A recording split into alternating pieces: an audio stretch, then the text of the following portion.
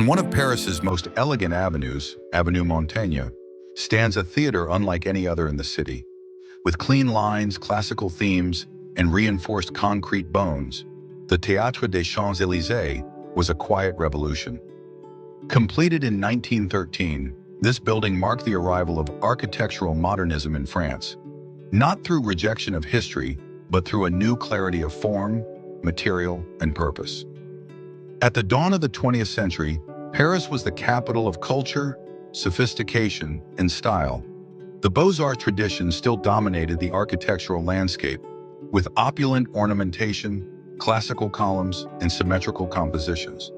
But under this polished surface, the seeds of modernity were being planted in literature, in music, and soon, in architecture. The Champs-Élysées district, traditionally associated with bourgeois luxury, would soon be home to a theater that would break all expectations, not just in what was performed inside, but how it looked outside. The idea for the Théâtre des Champs-Élysées came from the Société Musicale Indépendante, which needed a new home for avant-garde music. Banker Gabriel Astruc was the man behind the project, bold, forward-thinking, and ready to challenge the establishment. For the design, Astruc commissioned the brothers Auguste and Gustave Perret, pioneers in the use of reinforced concrete, and the sculptor-architect Henri Sauvage, whose rationalist approach would shape the building's soul. Together, they envisioned a structure that combined the monumentality of antiquity with the purity of the modern. The Théâtre des Champs-Élysées was groundbreaking not because it denied the past, but because it filtered tradition through the lens of modern materials and function.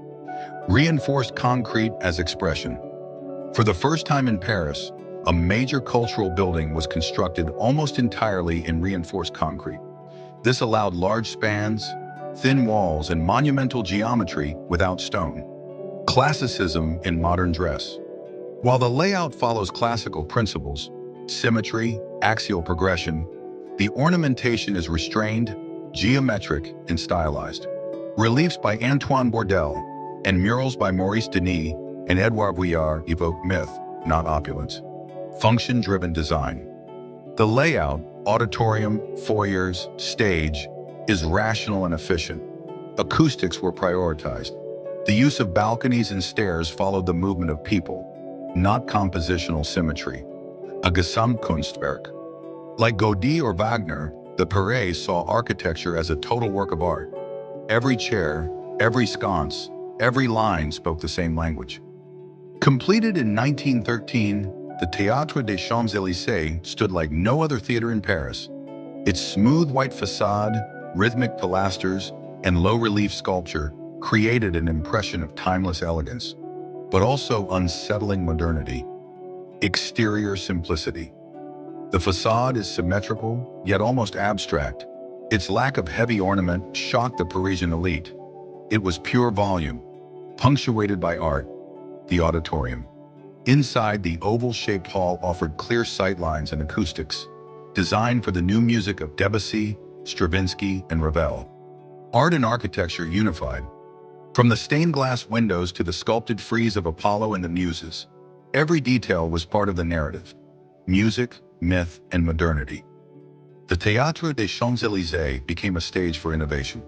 In May 1913, it hosted the now infamous premiere of Stravinsky's Rite of Spring, which caused a riot in the audience and ushered in the modern era in music. It was the first major modern building in Paris. It introduced reinforced concrete as a refined material for cultural architecture, and it launched the careers of artists and architects who would define the 20th century. Among them was a young Charles-Édouard Jeanneret, later known as Le Corbusier, who joined Auguste Perret's atelier shortly after the theater's completion. Under Perret's guidance, Le Corbusier absorbed the structural logic and expressive potential of reinforced concrete, which would later become the backbone of his own architectural revolution. The Théâtre des Champs-Élysées thus became more than a single landmark. It was a blueprint for the future, where new materials, stripped of ornament, gave rise to new visions of space, culture, and life itself. In a city known for its theatrical façades, the Théâtre des Champs-Élysées whispered something new. Modernity, not as rupture, but as refinement. Where others saw spectacle, it revealed structure. Or others built in stone, it cast in concrete. And in doing so, it shaped the minds of visionaries like Le Corbusier, who would carry modernism to every corner of the globe.